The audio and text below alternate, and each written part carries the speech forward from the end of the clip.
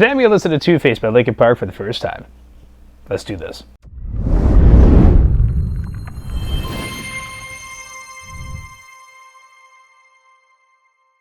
What is going on, everybody? Welcome back to another video. I listened to your favorite songs for the first time. I'm going to rush right into this because I have been waiting days to listen to this song for you, because I have heard that this is going back to the roots, Linkin Park, Hybrid Theory. We're right back into it. I'm stoked. I don't think you guys understand how many times I've listened to Hybrid Theory and even Meteora back to back just through my university life. I was listening to the Drake and stuff, which is great, totally cool with it, don't care. But Hybrid Theory was my whole first year university, just non-stop going with it. So we're gonna get right into it. You know the drill. If you haven't already, make sure you like this video, subscribe to the channel, all the fun stuff. I'll listen to your songs for the first. Let's go. And I will be pausing because I have to, because I want this video up. Oh my goodness.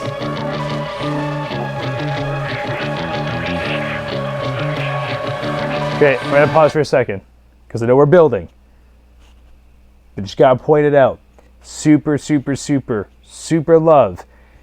Not very distorted. Very, very light guitar in the back there. And that kind of, I don't even know what it is, that I guess it was more of a synth or whatever kind of sound building into it. Already 18 seconds in the song and I'm like, something's about to happen. The sense is really, really cool. The build, the crescendo. Let's just go back. Oh, something's gonna happen.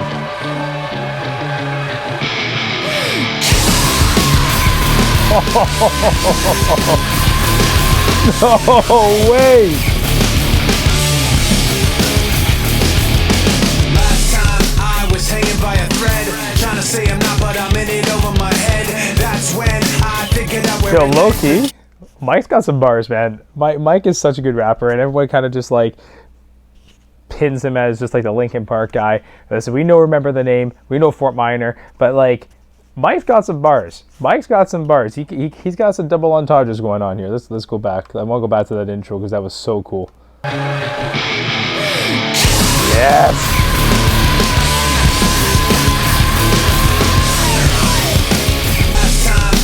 Hanging by a thread, trying to say I'm not, but I'm in it over my head. That's when I figured out where it led, beginning to realize that you put me over the edge. Truth's not rigid, the rules aren't fair, the dark's too vivid, the light's nothing to consider is the, oh, just pause at a horrible time, sorry Emily. The bass boy with the guitar really adds that heaviness to it, and I think a lot of people don't understand what bass guitar actually is, but it adds all the low that the regular guitar has, but emphasizes it, so it sounds just really heavy. It sounds very bodied.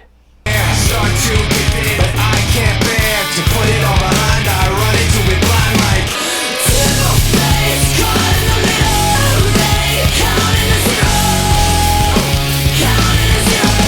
You should have recognized it's too late for choosing sides. Two-Face caught in the middle, caught in the middle. Last time you told me. That little scream there.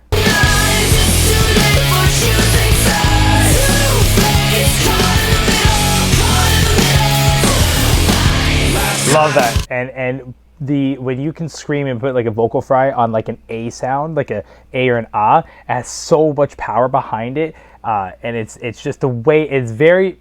I'm not comparing her to Chester Bennington because I know that's a dangerous slope and everyone's like, don't you dare. Chester did that all the time, where he will say just a regular word, and he would vocal fry it. He would just clean vocal fry that word, and then all of a sudden it's like, whoa, what? What was it the other day? I was listening to, was it Iridescent? Sorry, that's even how to pronounce it. And he does it there, he does it in What I've Done, he does it in New Divide. He does, past the heavier stuff, he does those little tiny, hey, remember me? Boom, scream. And it adds so much power to the song. Told me it wasn't true and pointing every finger at things that you didn't do. So that's why I kept missing the clues and never realized that the one that did it was you. The truth's not rigid, the rules aren't fair, the dark's too vivid, the light's not there. Start to give in, but I can't bear to put it all behind. Mike has what's cool about his rap is that he raps almost arrogantly, Like he's a sweetheart in real life. We all know that. But not arrogantly, like confidently. Like when he raps, you're like, oh, okay, this guy's good. Like we know he's good, and he knows he's good. And I love that. I love that about him because it gives that personality of like, you're gonna shut up and listen. And I love it. It's so good. Take it back a few seconds. Life's not there, start to give in, but I can't bear to put it all behind. I run into it blind like two-faced, caught in the middle, caught in the middle, too late, counting a zero, counting a zero. You should have two-faced, caught in the middle, caught in the middle. And before we get to what I'm assuming is going to be a massive breakdown, love the fact that they layer her vocals there, and I also love the fact that it's very like you got your it's a bridge in between, like a fringe in between being really heavy but poppy enough, or I don't want to say poppy, but like not heavy enough where I can show this to someone who doesn't listen to anything really heavy from like Linkin Park, Hybrid Theory, or Meteora, and they can enjoy it because it has rock, but it also has a little bit of that heaviness to it, and I love that they have it like in between so everyone can enjoy it. Let me rewind it just a second because I can't hear myself think. I can't hear myself.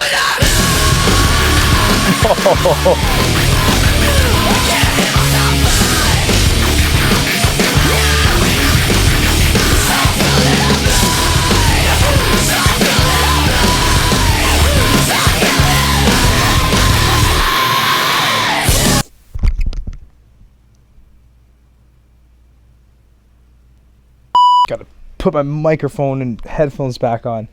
Oh my god. Holy cow.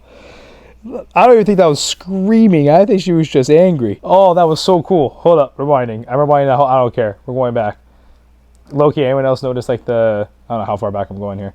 Anyone else notice like the new trend that's going on with like what do you call it? A video where they're tracking an object, they're tracking the person. They kind of did that here. I'll find it. Right here, they do it. That's cool. That's cool.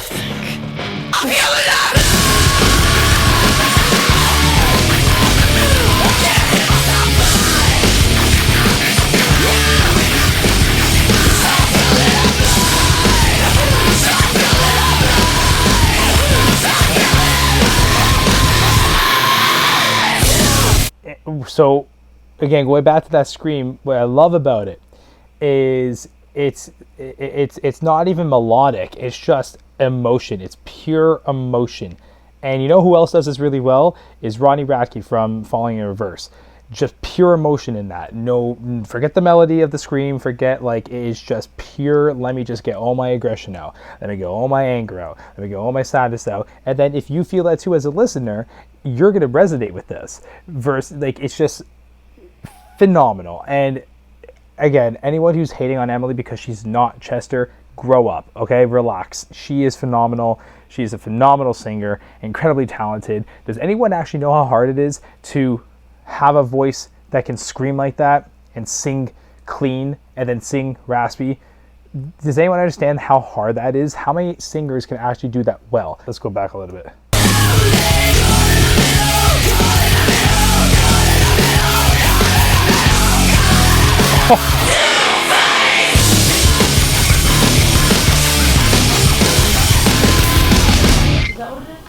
That's what it is. We're on the same page right now. I loved that song. That was honestly as close as old Linkin Park as you're going to get. That is just such good songwriting and such good, like, it was almost kind of like, I'm pretty sure they had their whole album kind of, what's it called? They had their whole album kind of made, or recorded, I should say, finalized, before all the backlash came. I think. I don't want to speak out of turn, but I think. So this song was made before the backlash came, from my understanding. So this is, it's almost kind of like they almost predicted the backlash, and this song came and was like, oh, you don't think I can do it? Okay, well, here I am. And it's just, oh, just so good. It's honestly kind of like, tug you at the heartstrings a bit, because you're like, man, I remember listening to old Linkin Park, and this was the feeling I used to get. And when Chester died, we're like, we're never gonna get this again. And here we are. Is it exactly Chester? Obviously not, but it's just, it's honestly almost perfect. It's so good. It's phenomenal, and this song from start to finish has you, it just grips you. It's like, it's just super cool. It's really like, I'm at a loss of words. I know I keep kind of going in circles here, but